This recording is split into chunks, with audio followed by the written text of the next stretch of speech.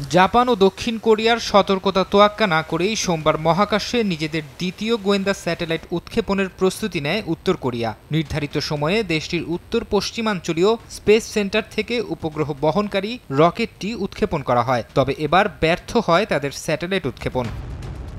উত্তর কোরিয়ার জাতীয় মহাকাশ প্রযুক্তি সংস্থার বরাত দিয়ে দেশটির রাষ্ট্রীয় গণমাধ্যম জানায়, উড্ডয়নের পরপরই মধ্য আকাশে বিস্ফোরিত হয় রকেটটি। কর্তৃপক্ষ বলছে, রকেটে নতুন প্রযুক্তির ইঞ্জিন ব্যবহার করা হয়েছিল, কোনো কারণে সেই ইঞ্জিনই বিস্ফোরিত হয়, তবে এর কারণ জানা যায়নি।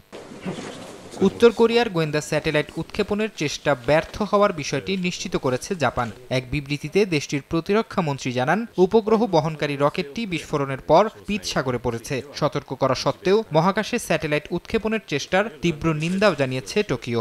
ব্রাইট লক টেকনোলজি সাধারণ পাউডারের তুলনায় দেয় দ্বিগুণ উজ্জ্বলতা। রিন অ্যাডভান্সড দেয় দ্বিগুণ উজ্জ্বলতা। নানা সময়ে আকাশে ব্যালিস্টিক ক্ষেপণাস্ত্র উৎক্ষেপণ করে বিশ্ববাসীর কাছে নিজেদের সামরিক সক্ষমতার জানান দেয় উত্তর কোরিয়া। গেল নভেম্বরে 3বারের প্রচেষ্টার পর সফলভাবে গোয়েন্দা স্যাটেলাইট উৎক্ষেপণ করে দেশটি। ফারহাদ চৌধুরী, সময় সংবাদ।